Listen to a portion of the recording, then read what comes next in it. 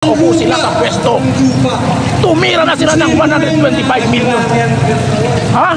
Sino ang nagbigay ng 125 million na siyang unconstitutional na gawain? Kung hindi si BBM. Binigyan niya ng 125 million si Sara Duterte. At itong Sara Duterte ay winaldas ng 125 million in 11 days. So yan po ang tanong ninyo sa akin. Hindi lang si Sara Duterte ang gusto kong ma-impeach, pati si BBM, kasi magkasabwat sila.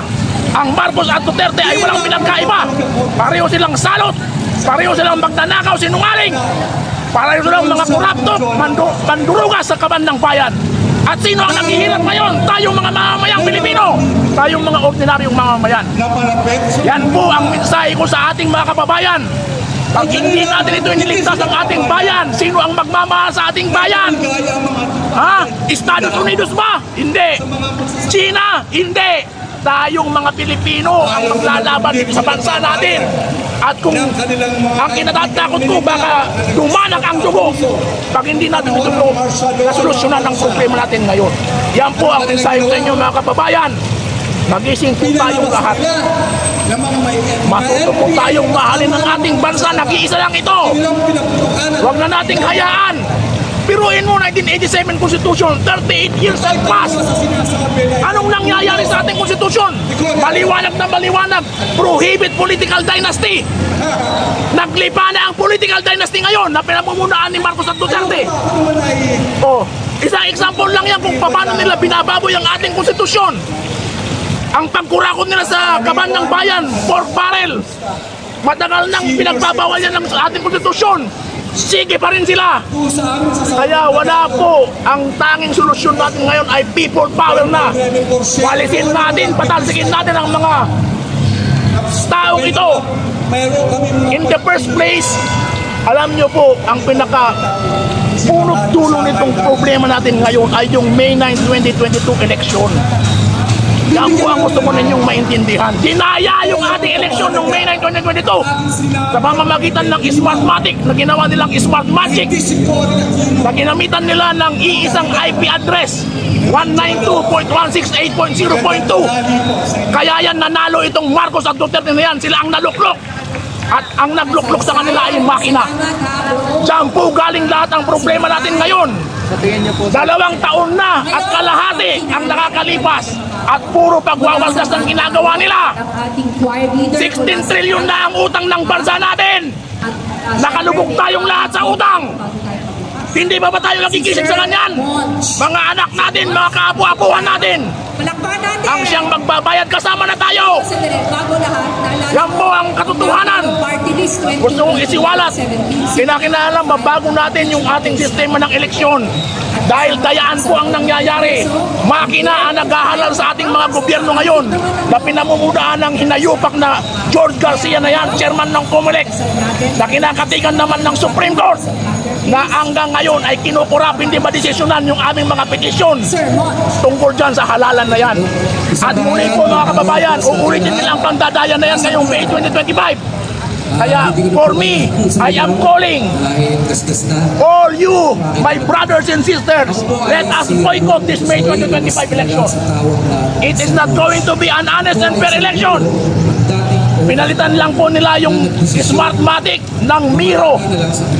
Palit lang na pangalan, Smartmatic to Miro, but it's still the same style of eating.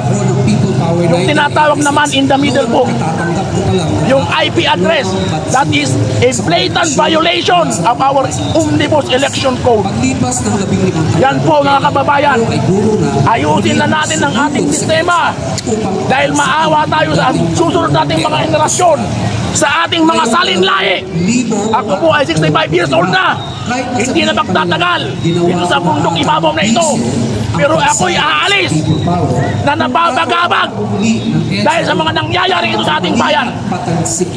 Ako'y nawang problema sa mga kabataan ngayon na walang pakialam. Corrupted na ang mga mindset nila. Ang akala nila ang paglustay sa kaban ng bayan ay okay lang sa kanila. Magising po tayo mga kabataan, please. The youth is the hope of the fatherland. I am calling on you, the youth. Ilaban natin ang ating bansa. Ay tunay na makapaghahak. Tingin niyo sir, magkasabwat ang Duterte at Marcos? Yes, magkasabwat. Sinasabi ko na nga ba, yung ay ang one very concrete example, 125 million po noong December 2022. 6 months pa lang silang nakaupo sa pwesto. Binigyan ni Marcos ng 125 million na confidential fund itong Sara Duterte. sa kapan ng bayan. Sinong nagbigay sa kanya ng authorization na maggawin yun? It is unconstitutional. It is not in the GAA budget of 2022. Bilang tinatawan Nilabag niya mismo, siya na presidente, pangulo. So he is impeachable also. Hindi Pagkatapos ito ng Sara, tuwang-tuwa, nakuha yung 125 million, Rinaldas in 11 days. Oh, kaya po, magkakasaba sila. Sir, bakit ngayon sir, nag-aaway sila? Siyempre, nag-aaway na sila dahil ang isa gustong makaposisyon. Ang pinag-aagawan nila ngayon is power. Absolute power. Kung sinong mauupo bilang presidente. Ganyan ang labanan. At para mawala yung threat, halimbawa, kung usapan natin si Bongbong Marcos, mawala yung threat, kinakailangan tanggalin niya si Sara. At para naman mawala sa landas niya si BBM patungo sa presidency, kinakailangan tanggalin ni Sara si BBM. Yan ang labanan ngayon. Sir, nabanggit nyo kanina nagkaroon ng dayaan sa tingin mo yung Yes. 2022 election. May 9, 2022 election. So, sa tingin mo sir, sino dapat ang panalo doon para sa iyo? Hindi ko po masasabi kung sino ang nanalo kasi danaya nga eh. Actually, we are calling for a failure of election. Okay, let's have an snap election. Again, lahat ng invalidated, lahat dapat ng eleksyon. Bumaba lahat yung mga nakaupong mga peke na yan. At gawin nating mahusay yung ating election system. Yung pagbibilang ng boto po ay kailangan nakikita ng tao. Hindi yung makina lang. Pag ipinasok natin sa makina, wala na, hindi na natin nakikita. Programmers na ang gumagawa ng magic. Programmers. Mga IT professional. Magaling ang Pilipino. Kung sa talinoin lang naman ang pag-uusapan, magaling ang Pilipino. Lalo na sa larangan ng IT. Kung ibig sabihin sir, pabor kayo sa Mano-mano po ang pagbilang ng boto. Pero yung transmission ng mga election returns, pwede nang by electronic transmission. Ituloy Pero natin sir, matanong ko lang po, bakit po yung mga nakalaban po ng mga during election na natalo, bakit po sila hindi nagko-complain? Bakit po nagko-complain kayo? That is a very good question. Kami may napapagabag kung bakit itong mga hinayutak na ito ng mga kandidato ko, ng mga makabayan ko na dinaya na sila, ay tahimik pa rin. Walang kimi. Tahimik na dami, hindi mo malaman kung nabayaran ba o natapalan o ano. O nasa lang pagmamahalin ng bayan. Okay ba yun? Nasaan? Ilaban din niyo yung boto ng mga mamamayan Kasama tayo. Kasi kung matanda natin, sinabi rin ni former Vice President Leni Robredo na normal daw at talo talaga siya at tinanggap niya yung pagkatalo niya. Ayun lang ang sabi niya, pero wala naman siyang pruweba. Meron pong IT experts, yung tinatawag na TN Trio, na nag-examine nitong May 9, 2022 election. At merong mga ebidensya na nagkadayaan. Dasal. Ngayon na nga po yung 192.168.0.2 na IP address. Ginamitan nila nun. Ito naman dito naman guys, na kinanta na rin yung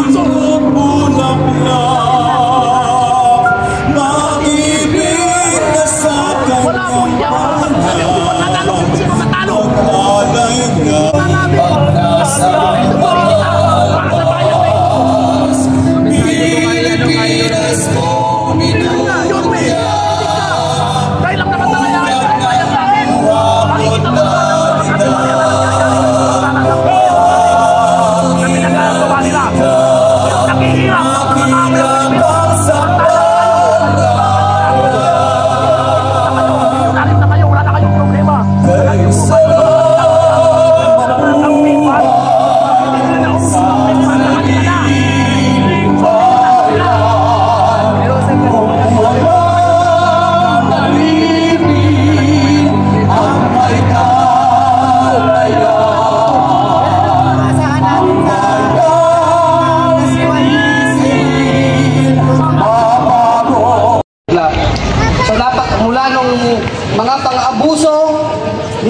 senior hanggang napuno ang taong bayan, nagsama-sama sa EDSA. So, ang bida rito ay taong bayan.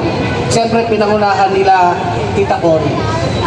Ngayon, after EDSA, tama rin yung mensahe ni Kaluk. Hindi pa tapos ang laban. Dahil after EDSA, napalitan yung diktador ng isang matinong leader, pero nandiyan pa rin naman yung mga trapo. Nandiyan pa rin yung mga magnanakaw. At palala ng palala ng palala. At habang palala ng palala ng palala ay pababa ng pababa ng pababa ang kalagayan ng mga Pilipino. At ngayon, sukdulan na. Nandito na tayo ngayon sa panahon ni Duterte tapos Marcos. Nakakalungkot, nakakalungkot. So, huwag tayong malilito. Yan ang mensahe ng Bunyog. Nag-aaway-away ngayon ang mga dating magkakakampi. Nag-aaway-away sila. Nag-aaway-away sa budget. Palakihan ng pork barrel para palakihan ng mananakaw. So huwag tayong malilito. Lahat ito ay kaaway ng bayan. Ang mensahe ng EDSA ay mamamayan laban sa mga abusado at magnanakaw. Hindi yan laban ni Marcos versus Duterte o Aquino versus Marcos. Hindi po yan laban ng pamilya. Kung hindi ang EDSA ay laban ng mamamayan laban sa mga abusado. Kaya yan yung mensahe natin ngayon. Hinihimok ng Bunyog ang pagkakaisa ng mamamayan laban sa dito kay Sara Duterte. Sa kabila ng ating mga pagkakaiba, ito talagang mga Duterte ang tingin namin ay mas malaking kaaway ngayon. So kailangan pagtulong-tulungan natin. Dapat, tama, sila Calyoti, sila Kaluk. Dapat ma-impeach si Sara Duterte. Hindi lang siya dapat ma-impeach, dapat makulong. Dapat si Duterte makulong sa Muntinlupa. Ayoko pa nga sa dahag eh. Masarap ang buhay niya rin eh. So, huwag tayong malilito.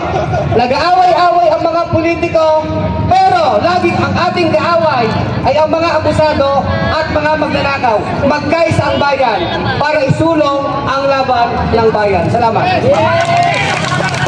Salamat. Huwag malito sa Team Kadiliman, Team Kasama. Mukhang sa araw na ito, nagka-92 years ni Cory. Ang tingin ko, hindi nyo makakalimutan ay yung pag-pwesto ni Franz dito. Diba? Tama? Yung pag-pwesto niya dito kanina.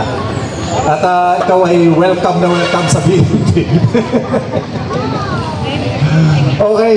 Ang aking hangad ngayong ika-92 years ni Cory ay yung magkaroon na talaga ng katuparan, yung pangarap ng mga manggagawa noon pa na dapat ay dakilain yung mga manggagawa bilang siyang puwersa ng pagbabago, siyang puwersa ng development, siyang puwersa ng proteksyon ng ating lipunan. Na hanggang sa ngayon, yan ay hindi pa nare-realize. Kaya dapat magkaroon talaga ng totoong people power, tunay na people power, tapusin yung people power na sinimula ni Cory. At sa pakibakang yun, dapat mawala na talaga yung nagpapahirap sa mga manggagawa natin. Yung sistemang kontraktualisasyon, dapat nang mawala yan. Kaya ba kayo doon? Pangalawa, dapat mawala na yung provincial rate kasi walang katwiran yon na ibinaba ang sahod ng mga manggagawa sa probinsya kumpara sa Metro Manila. Dapat magpantay na yung sahod ng mga manggagawa. Pangatlo, dapat lumikha na tayo ng trabaho para sa lahat dahil ang daming mga manggagawa walang trabaho. Ay yung may trabaho nga, hirap na. Ay papaano pa kaya yung walang trabaho?